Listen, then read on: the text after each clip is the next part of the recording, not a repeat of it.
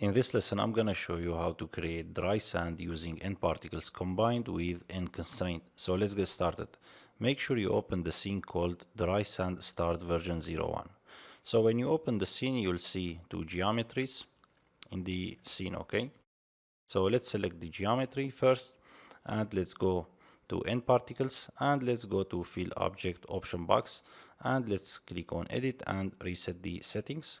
And let's set the resolution about 60 because this is a tutorial, so I'm not gonna set higher values, but it's up to you. If you're working on a project, you should go higher values, okay? So let's click on particle fill, and let's see. If I select the geometry and hide that from the viewport, as you see, I have some particles inside that. So let's select the N particle and let's go to attribute editor and make some changes there. So the first change I'm gonna change the self collide to on, and then I'm going to increase the friction, because if I leave that at 0.1, when the particles hits the ground, they will slide. And I want to change the stickiness to 1. I want them to stick together. And another thing I want to change in the viewport, I want to convert the geometry to enclose and then click on create passive collider.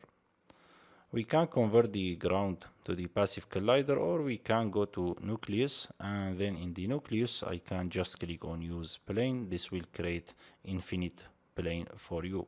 And now let's select the geometry and let's increase the friction to this one to about 0.5, and the bounce to, let's leave the bounce at 0 because I don't want to bounce the particles, and the stickiness to 0.52. And now let's change the shape of the particles, and let's go to color to make it look like sand. So let's click here and let's set some brown color. Before I change the color, I want to go back to the render type and I want to change that to spheres. And now let's go back to the color and let's make it a little bit darker, and let's click here and drag that there. And now I'm gonna change the color input to randomized ID to randomize the color on the particles, and I can change the color randomize here too to make it more randomized. And I want to make this color a little bit lighter, something like that. Okay, so let's hit play and see what we get.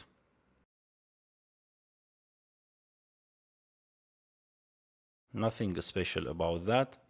And I want to mention another thing here. If you create high-res particles in the viewport, so let's see how much particles we have here. So let's go to display, and heads up display, and let's click on particle count so we can see the particles in the viewport, how much particles we have. We have about 9,000.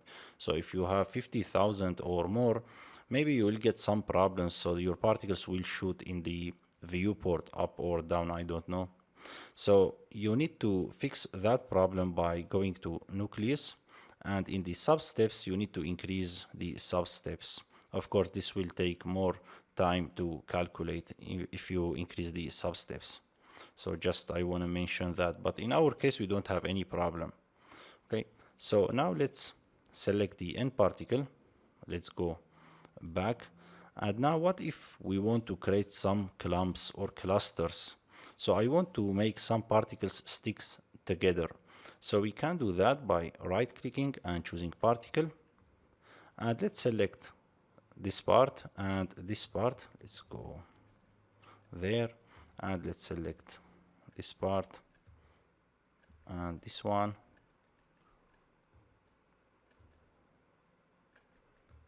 Okay, something like that.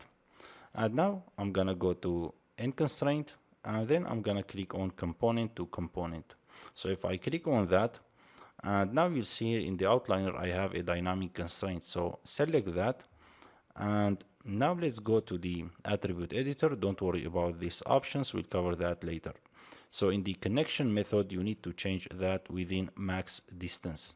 And now if I go closer to the selected part here, and if I increase the max distance, now you'll notice I have some network showing up in the viewport. So this network will connect the particles together. Okay, the more you increase that, the more network you will have, or the more connection you will have between the particles. So let's go to the camera, and now let's hit play and see. So now these particles should stick together.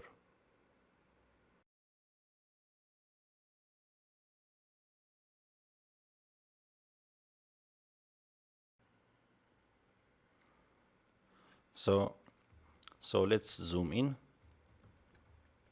and you'll notice here these clusters are not breaking, as you see. So if you want them to break, you can simply go to glue strength and decrease this value, or decrease the strength here too. Okay, so if I let's decrease the glue strength and show you what will happen. So for example 0.1, and let's continue playing that. As you see now, the particles falling apart. And another thing you'll notice, the particles shooting up in the space, right? So you need to increase the nucleus in this case. So let's set the glue strength to 1, and let's go to nucleus, and let's increase that about 10. And let's go back to camera, and now let's hit play. Before I hit play, I wanna hide the dynamic constraint in the viewport because it's annoying. So let's hit play and see.